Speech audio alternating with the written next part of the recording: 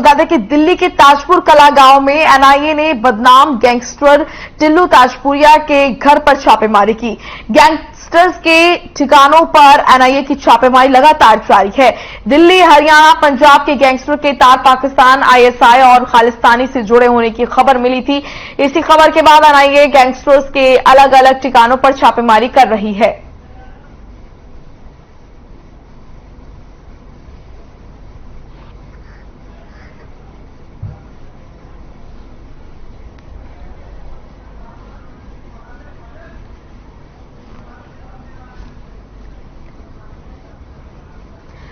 NIA की ओर से gangsters के खिलाफ देश भर में कार्रवाई की जा रही है। इसी कड़ी में गुरुग्राम में भी गैंगस्टर्स के ठिकानों पर एनआईए की टीम ने छापेमारी की है। एनआईए की गुरुग्राम में गैंगस्टर्स के घर में रेड के बाद गैंगस्टर्स में हलचल मच गई है। एनआईए की टीम ने गांव नाहरपुर में, आपको बता दें कि लगातार छापेमारी जो है वो एनआईए की जारी है।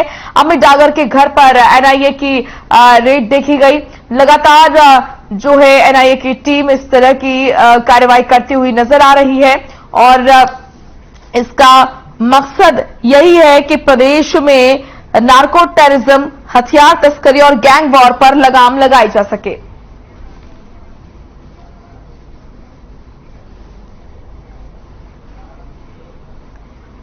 तो वहीं झज्जर जिले के गांव माजरी में एनआईए की टीम ने छापेमारी की।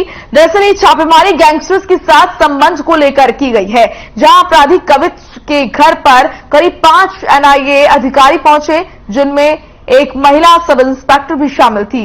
एनआईए की टीम के साथ स्थानीय पुलिस और सीआईए पुलिस अधिकारी भी पहुंचे।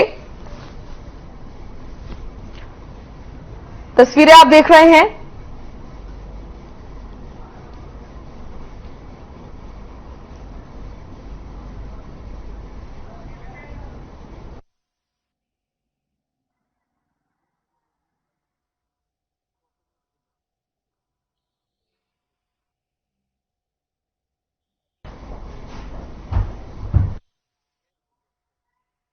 तो गैंगस्टर्स के साथ आपको बता दें कि यहां पर गैंगस्टर का साथ देने वाले लोगों पर भी छापेमारी हो रही है।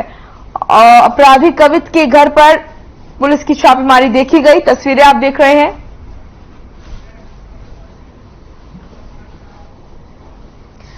सिद्धू मूसेवाला की हत्या के मामले में एनआईए की टीम ने गैंगस्टर संदीप के जठेड़ी के घर और कार्यालय पर छापा मारा और गैंगस्टर्स की पत्नी से पूछताछ की है। आपको बता दें कि पंजाब के कुख्यात बदमाश लॉरेंस बिश्नोई और पंजाब के बम्बिहा गैंग की आपसी दुश्मनी के चलते एनआईए अलर्ट मोड पर है और इसी को लेकर छापेमारी की कार्रवाई की जा रही है।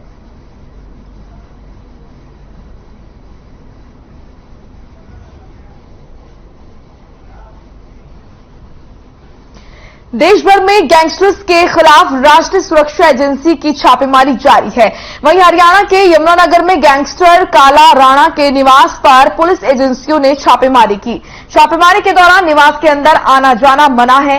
गांधीनगर थाने की पुलिस जहां स्थानीय व्यवस्था को देख रही है, वहीं एनआईए की वरिष्ठ अधिकारी और हरियाणा टास्क फोर्स के अधिकारी घर के अंदर तलाशी ले रहे हैं। कुछ दिन पहले ही काला राणा को एसटीएफ अंबाला की टीम ने गिरफ्तार किया था और 5 दिन की रिमांड पर लिया गया था।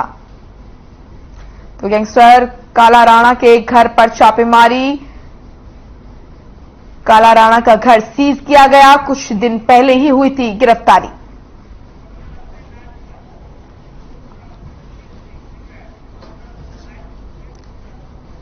सोनीपत से लाजपत हमारे साथ जुड़ चुके हैं और गुरुग्राम से हमारे साथ ब्यूरो हेड सुशील जुड़ चुके हैं। दोनों से जानकारी लेंगे। सबसे पहले मैं सुशील आपके पास आऊंगी। एनआईए की यहां पर अलर्टनेस देखी जा रही है, लगातार छापेमारी की जा रही है और किस तरीके से क्या कुछ तमाम चीजें देखी जा रही हैं एनआईए की तरफ से और कितनी यहां पर सफलता एनआईए को मिलती हुई नजर आ रही है? बिल्कुल, देखिए देश के 60 ऐसे गैंगस्टर्स की लिस्ट तैयार की और आज छापेमारी हुई और इस क्रम में गुरुग्राम में भी 3 स्थानों पर छापेमारी की गई।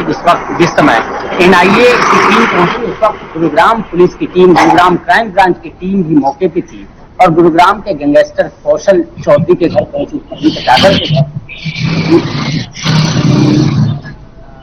टीम पहुंची थी एनआईए की। तीनों के घर पर छापेमारी की गई और छापेमारी के दौरान गुरुग्राम पुलिस भी मौजूद रही, गुरुग्राम सीआईए टीम भी मौजूद रही। जैसे ही यह सूचना मिली कि एनआईए की टीम गैंगस्टर्स के घर पर पहुंची है, आसपास के लोग इकट्ठा होने लगे, हालांकि भीड़ इकट्ठा ना हो इसको लेकर गुरुग्राम पुख्ता इंतजाम और वहां से लोगों को हटाया गया। काफी देर तक पुलिस ने अंदर पूछताछ की, जो गैंगस्टर्स हैं इनके परिजनों से पूछताछ की और पूछताछ के बाद घर से जब निकली तो उनके साथ 2 बैग भी थे, तो जिससे माना जा रहा है कि कुछ न कुछ सबूत अहम जरूर थे। हालांकि जो एनआईए की टीम थी उन्होंने कैमरे पर तो कुछ नहीं कहा, लेकिन जिस तरह से पूछताछ गंभीरता पूर्वक की जा रही थी और बाहर जब निकले तो उनके साथ कुछ दस्तावेज मिले, उससे साफ माना जा रहा है कि इन गैंगस्टरों इन जो गैंगस्टर से जुड़े हुए और या पाकिस्तान या कहें या फिर ऐसी कोई दस्तावेज जरूर है जो पुलिस के हाथ या एनआईए के हाथ पुख्ता सबूत लगे हैं। जी ठीक है, आऊंगी आपके पास। बहुत महत्वपूर्ण जानकारी आपने सुशील दी है। लाजपत भी हमारे साथ लगातार बने हुए हैं सोनीपत से। लाजपत, क्या कुछ जानकारी आपको मिल रही है? एनआईए एक्टिव मोड में नजर आ रही है, एनआईए की टीम, और लगातार छापेमारी हो रही है। फिलहाल अगर सोनीपत की बात करते हैं तो किस तरीके से क्या कुछ देखा जा रहा है, क्या कुछ कार्रवाई अब तक की गई है और कहां कहां छापेमारी हुई?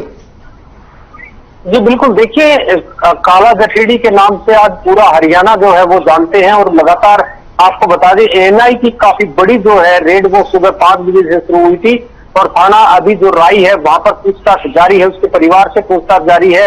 पुलिस की जो है फाइलें खंगाली जा रही हैं, अनेक तरह के जो बदमाश हैं उनके घरों पर छापामारी जारी है, लगातार टीमें गठित कर दी गई है। पूरे आज भारत में सभी जगह जितने भी बड़े बदमाश हैं वहां पर एएनआई की जो है एजेंसियां जो है वो छापामारी कर रही है, क्योंकि अभी पंचायती चुनाव भी है, उसको लेकर कोई माहौल ना बिगड़े।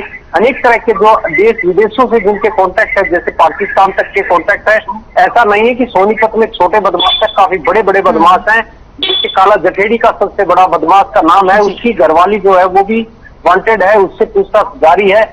जो एनआई से हमने बातचीत करने का प्रयास किया लेकिन वो कैमरे के सामने आने से उन्होंने इनकार कर दिया, क्योंकि अभी पूछताछ जारी है, जो परिवार है उनसे पूछताछ जारी है।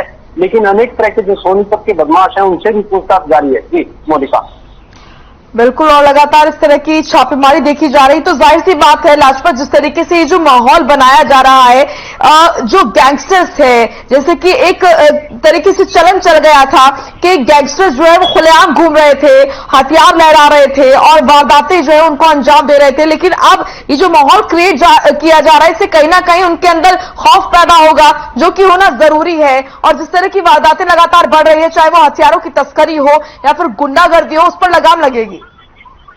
जी बिल्कुल मोनिका, देखिए ऐसे हथियार हैं जो अवैध हथियार हैं, उनको लेकर कहाँ से हथियार आते हैं, कहाँ उनके तार जुड़े हुए हैं, कितने हथियार हैं, क्योंकि वेपन इस तरीके के वेपन है जो प्रशासन के पास भी वेपन नहीं है, जो टेररिस्ट के पास वेपन होते हैं, इस तरह के वेपन देखने को मिल रहे हैं। तो कहीं ना कहीं जो काफी बड़ी चुनौती है और लगातार अभी जो पंचायती चुनाव है उसको भी लेकर जो है सरकार उसको लेकर भी संज्ञान में है। और लगातार जैसे एएनआई काफी बड़ी जो रेड है पहली बार देखने को मिली है, बदमाशों के सभी जैसे यूपी, राजस्थान, हरियाणा, अनेक राज्यों में जो है आज पूरे भारत में ये रेड है और काफी बड़ी रेड है। और अनेक जो बदमाश के परिवार हैं या साथी हैं, जो उनके ठिकाने हैं जहाँ से उनको पता लग पा रहा है वहीं पर उनके छापामारी जारी है। लेकिन लगातार इसमें काफी लंबा समय लगेगा, क्योंकि एक एक चीज को खंगाला जा रहा है, एक एक चीज को ध्यान में रखा जा रहा है, क्योंकि वेपन जो है वो काफी हथियार जो है जो अवैध रूप से जो देश में फैल रहे हैं वो कहाँ से आते हैं, कौन सी जगह से आते हैं, खासकर पाकिस्तान तक की बात सामने आ रही है, जो कि हमारा जो विरोधी देश है उससे भी काफी तार जो बदमाश है वो किसी का भी नहीं हो सकता, अपने घर का नहीं, अपने परिवार का नहीं, किसी का भी नहीं हो सकता। तो इसलिए कहीं ना कहीं प्रशासन के सामने काफी बड़ी चुनौती है और खासकर एएनआई जो है वो काफी बड़े कदम उठा रही है। जी मोनिका, बहुत महत्वपूर्ण जानकारी आप दे रहे हैं, लगातार बने रहिए। आपके पास आऊंगी मैं लाजपत।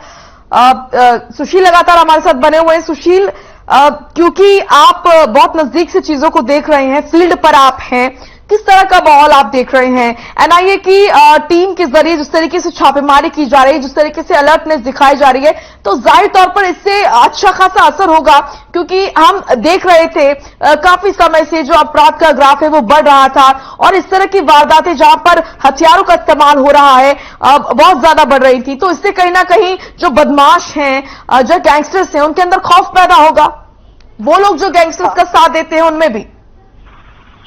देखिए मोनिका, अमूमन पहली बार ऐसा है कि एनआईए ने बीड़ा उठाया है और सिद्धू मूसेवाला की जो हत्या हुई, हत्या के बाद जिस तरह से जेल में बैठे ऐसे जो गैंगस्टर्स हैं जिन्होंने कहीं ना कहीं अपने रसूख के दम पर अंदर जेल में है और बाहर क्राइम करते हैं, कॉन्ट्रैक्ट किलिंग करते हैं, और इसमें कौन कौन से कार जुड़े हैं, कौन कौन से लोग हैं।